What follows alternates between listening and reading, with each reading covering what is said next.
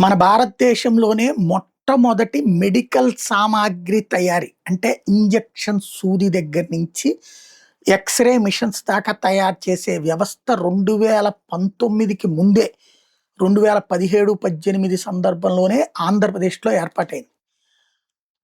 మన మాజీ రాష్ట్రపతి కలాం గారి పేరుతో ఏర్పడినటువంటి ట్రస్ట్‌కి కేంద్ర ప్రభుత్వం అప్పగించిన బాధ్యతల్లో భాగంగా ఆంధ్రప్రదేశ్‌లోని విశాఖపట్నం దగ్గర భూమిస్తే మెడి హబ్. ఆ హబ్‌లో అన్ని ప్రపంచంలో ఎక్కడెక్కడో ఉన్న కంపెనీలను అక్కడికి తీసుకొచ్చారు. భారతదేశంనే తొలి మెడి హబ్. మనం ప్రచారం చేసుకోలేకపోయాం. ఒక్కొక్కటి కిలో ఎకరాలకు ఎకరాల ల్యాండ్ ఇచ్చి వాటిట్లో చేశారు. అది మనకి ఇంజెక్షన్ సూది నుంచి అనేకం. ఇప్పుడు అక్కడే తయారు చేశారో లేకపోతే భారతదేశంలో ఇంకెక్కడ తయారు చేశారో తెలీదు గానీ, ప్రస్తుతం ఒకటి మీడియా హైలైట్ చేసినటువంటి అంశం ఏంటంటే ఎంఆర్ఐ మిషన్స్ భారతదేశంలోనే తయారీ. ఐఎంఆర్ఐకి సంబంధించినటువంటిది.